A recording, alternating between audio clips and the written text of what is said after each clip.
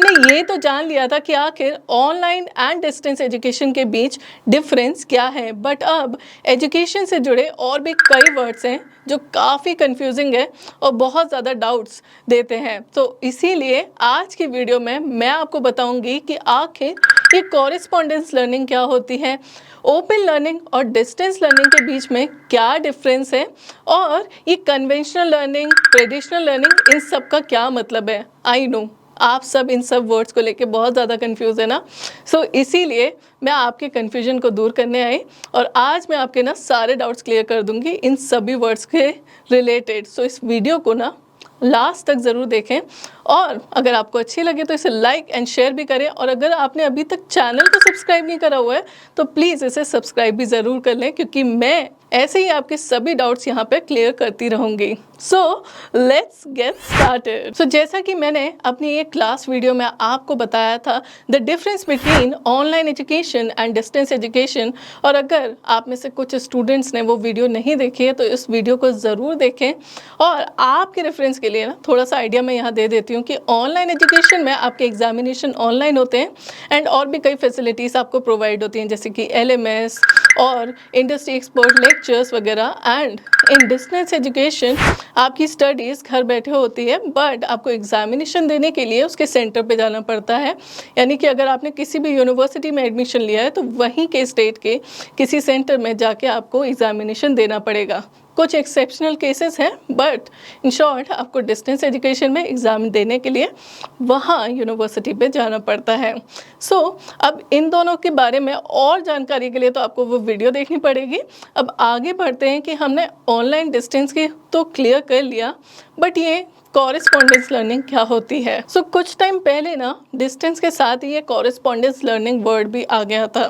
ये कुछ मिलता जुलता है डिस्टेंस एजुकेशन से, बट इसमें क्या होता है कि जब आप कॉरेस्पॉन्डेंस के थ्रू अपना कोर्स करते हैं, यानी कि आपके पास हार्ड कॉपीज़ भी नहीं आती हैं, जो कि आप डिस्टेंस एजुकेशन करते हैं तो आपके घर तक बुक्स वगैरह पहुंच जाती हैं, बट इसमें आपको सारा स्टडी मटेरियल सब कुछ आपको ईमेल्स के थ्रू मिलता है और आपको खुद स्टडी करनी होती है। आपको इसमें लेक्चर्स वगैरह नहीं प्रोवाइड होते हैं। बेसिकली जो कॉरेस्पॉन्डेंस लर्निंग है वो भी आपकी डिस्टेंस लर्निंग की कैटेगरी में ही आती है, तो आप इसे भी डिस्टेंस लर्निंग ही इसे आप कंसीडर कर सकते हैं, क्योंकि ये बिल्कुल मतलब ऑलमोस्ट आपकी डिस्टेंस लर्निंग जैसा ही है। डिस्टेंस लर्निंग में भी आपको सारी बुक्स वगैरह घर पे मिलती हैं, you will have to study on your own. वहीं कॉरेस्पॉन्डेंस में भी आपको खुद पढ़ना पड़ता है। और next we have conventional learning. अब ये कन्वेंशनल लर्निंग क्या है, जैसे कि अभी मैंने कुछ नोटिस में देखा, अभी मैंने अपनी एक लास्ट वीडियो में जो इक्विवेलेंस वाली वीडियो थी उसमें साफ साफ एक नोटिस में लिखा था कि online distance and conventional learning are equal, बिल्कुल इक्विवेलेंट है और इन सबको इक्विवेलेंट यानी कि एक जैसा कंसीडर किया जाएगा। इसमें कन्वेंशनल लर्निंग मतलब है आपकी रेगुलर एजुकेशन। रेगुलर एजुकेशन का एक तरीके से साइनोनियम है कन्वेंशनल लर्निंग। अगर आप कन्वेंशनल लर्निंग को सोच के कुछ अलग सा सोच रहे हैं या आप कंफ्यूज है कि आखिर ये कन्वेंशनल लर्निंग क्या होती है, तो it is regular education only. और इसी के साथ एक और वर्ड आता है that is traditional learning. Traditional learning भी रेगुलर एजुकेशन ही है, ये एक और नाम है रेगुलर एजुकेशन का। अब ट्रेडिशनल से हम क्या समझते हैं? ट्रेडिशनल से मतलब है कि जो पुराने ज़माने से चला आ रहा है, तो पुराने ज़माने से एक चीज़ जो शुरू से चली आ रही है दैट इज़ रेगुलर एजुकेशन। उसके बाद आया आपका डिस्टेंस एजुकेशन, फिर उसके बाद आपकी ऑनलाइन एजुकेशन आई, बट जो सबसे पहले चालू हुआ वो थी रेगुलर एजुकेशन, इसीलिए इसे ट्रेडिशनल लर्निंग का भी नाम दिया गया है। और next we have ODL and distance learning. इन दोनों के बीच का क्या डिफरेंस है? ODL आखिर है क्या? ODL यानी कि ओपन लर्निंग और डिस्टेंस लर्निंग भी हो गई। तो ODL एक्चुअली में ना आपका डिस्टेंस लर्निंग ही है।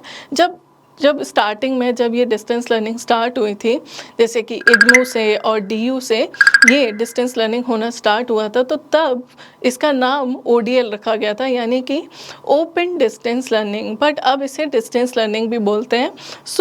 ODL and distance learning are same, और इसमें एजुकेशन वगैरह आपकी बिल्कुल सिमिलर होती है। आपको घर बैठे पढ़ना होता है, आपको एग्जामिनेशन देने के लिए जाना पड़ता है कॉलेजेस में। आपको पता होगा कि इग्नू और DUSOL में भी आपको एग्जामिनेशन देने के लिए वहाँ पे जाना ही पड़ता है उनके सेंटर्स पे। तो ये बिल्कुल सिमिलर है, आपको स्टडी मटेरियल वगैरह मिल जाता है and after that you will have to give only examination to its centre. अब इसके बाद लास्ट में हमारे पास आता है पार्ट टाइम, इवनिंग। ये सब नाम भी आपने सुने होंगे, जो कोर्सेज आप पार्ट टाइम मोड से कर सकते हैं, इवनिंग मोड से कर सकते हैं, और आप इसे अपने हॉलीडेज पे भी कर सकते हैं। उसमें भी आपको क्या करना पड़ता है, कुछ जैसे आपके टेक्निकल कोर्सेज हो गए, सो उसमें क्या होता है, आपको पार्ट टाइम या वीकेंड में जाना पड़ता है, आपको क्लासेस अटेंड करने के लिए जाना पड़ता है, क्योंकि उसमें आपको प्रैक्टिकल नॉलेज के बिना आपका कोर्स नहीं हो सकता। बट उसके अलावा जो और भी अदर कोर्सेज हैं, जो नॉन प्रैक्टिकल कोर्सेज हैं, नॉन टेक्निकल कोर्सेज हैं, उन कोर्सेज को आप पार्ट टाइम एज एन आपको स्टडी मटेरियल मिलता है इसमें भी, और आपको खुद पढ़ना पड़ता है और एग्जामिनेशन देने के लिए वहाँ पे जाना पड़ता है। अब इन सभी में एक कॉमन फैक्टर और बहुत इंपॉर्टेंट फैक्टर ये है कि ये सभी type of universities UGC approve होना बहुत इंपॉर्टेंट है, क्योंकि आप किसी भी यूनिवर्सिटी में एडमिशन लें, वहाँ का UGC अप्रूवल इज़ मैंडेटरी, वरना आपकी डिग्री वैलिड नहीं होने वाली। और जब हम डिस्टेंस एजुकेशन की बात करते हैं, ऑनलाइन एजुकेशन की बात करते हैं, तो उसके साथ उसका DEB अप्रूवल भी होना इम्पॉर्टेंट है। और इसके अपार्ट फ्रॉम ऑल दिस और भी कई अप्रूवल्स हैं, जैसे कि टेक्निकल एजुकेशन के लिए AICTE का अप्रूवल, और इन सब के बारे में भी मैंने एक बहुत अच्छी वीडियो बनाई हुई है, जिसमें मैंने आपको सब कुछ बताया हुआ है कि आखिर इन सारे अप्रूवल्स का मतलब क्या है और इन सारे अप्रूवल्स की इम्पोर्टेंस क्या है।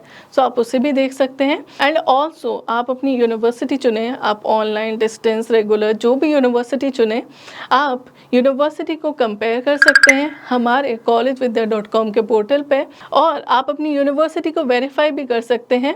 एंड ऑल्सो अगर आपके मन में कोई यूनिवर्सिटी सिलेक्शन नहीं है, तो आप उसे सजेस्ट यूनिवर्सिटी के ऑप्शन पे भी जा सकते हैं। वहाँ पे आपको आपके प्रेफरेंस के हिसाब से मिल जाती है अपने लिए best university. So I hope अब आपको इन सारे नामों का मतलब बिल्कुल आराम से समझ में आ गया होगा, और अगर फिर भी अभी भी कोई भी कन्फ्यूजन है, तो आप उसे हमें कमेंट सेक्शन पे हमेशा लिख सकते हैं, या फिर हमारे टोल फ्री नंबर पे भी कॉल कर सकते हैं।